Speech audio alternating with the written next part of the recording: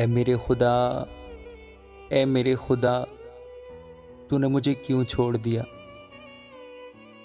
تو میری مدد اور میری نالہ و فریاد سے کیوں دور رہتا ہے؟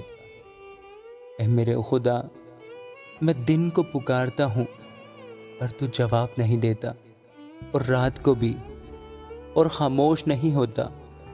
لیکن تو قدوس ہے، تو جو اسرائیل کی حمد و ثنا پر تخت نشین ہے۔ ہمارے باپ دادا نے تجھ پر توکل کیا، انہوں نے توکل کیا اور تو نے ان کو چھڑایا۔ انہوں نے تجھ سے فریاد کی اور رہائی پائی۔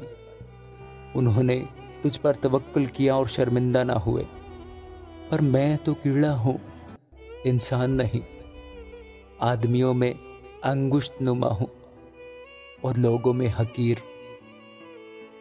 وہ جو مجھے دیکھتے ہیں میرا مضحکہ اڑاتے ہیں، وہ منہ چڑھاتے، وہ سر ہلا ہلا کر کہتے ہیں، اپنے کو خداوند کے سپرد کر دے، وہی اسے چھڑائے۔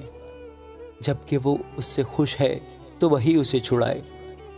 پر تو ہی مجھے پیٹ سے باہر لایا، جب میں شیر خوار ہی تھا تو نے مجھے توکل کرنا سکھایا۔ میں پیدائش ہی سے تجھ پر چھوڑا گیا، میری ماں کے پیٹ ہی سے تو میرا خدا ہے۔ مجھ سے دور نہ رہ، کیونکہ مصیبت قریب ہے، اس لیے کہ کوئی مددگار نہیں۔ بہت سے سانڈوں نے مجھے گھیر لیا ہے، بسن کے زوراور سانڈ مجھے گھیرے ہوئے ہیں۔ وہ بھاڑنے اور گرجنے والے ببر کی طرح مجھ پر اپنا منہ پسارے ہوئے ہیں۔ میں پانی کی طرح بہہ گیا، میری سب ہڈیاں اکھڑ گئیں، میرا دل موم کی مانند ہو گیا، وہ میرے سینے میں پگھل گیا۔ میری قوت ٹھیکرے کی مانند خشک ہو گئی، اور میری زبان میرے تالو سے چپک گئی، اور تو نے مجھے موت کی خاک میں ملا دیا، کیونکہ کتوں نے مجھے گھیر لیا ہے، بدکاروں کی گروہ مجھے گھیرے ہوئے ہے۔ وہ میرے ہاتھ اور میرے پاؤں چھیدتے ہیں، میں اپنی ہڈیاں گن سکتا ہوں۔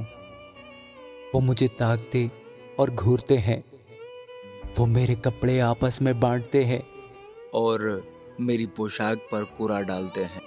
لیکن تو اے خداوند دور نہ رہ، اے میرے چارہ ساز میری مدد کے لیے جلدی کر۔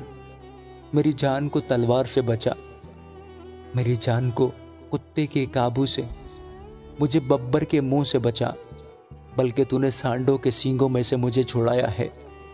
میں اپنے بھائیوں سے تیرے نام کا اظہار کروں گا، جماعت میں تیری ستائش کروں گا۔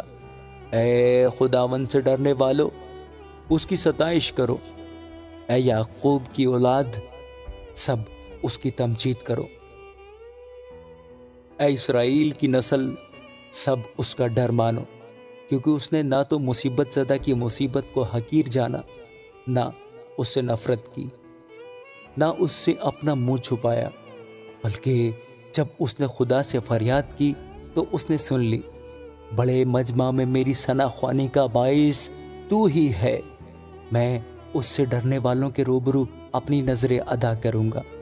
حلیم کھائیں گے اور سیر ہوں گے، خداوند کے طالب اس کی ستائش کریں گے۔ تمہارا دل ابد تک زندہ رہے، ساری دنیا خداوند کو یاد کرے گی اور اس کی طرف رجوع لائے گی، اور قوموں کے سب گھرانے تیرے حضور سجدہ کریں گے، کیونکہ سلطنت خداوند کی ہے، وہی قوموں پر حاکم ہے۔ دنیا کے سب آسودہ حال لوگ کھائیں گے اور سجدہ کریں گے، وہ سب جو خاک میں مل جاتے ہیں اس کے حضور جھکیں گے، بلکہ وہ بھی جو اپنی جان کو جیتا نہیں رکھ سکتا۔ ایک نسل اس کی بندگی کرے گی، دوسری پشت کو خداوند کی خبر دی جائے گی۔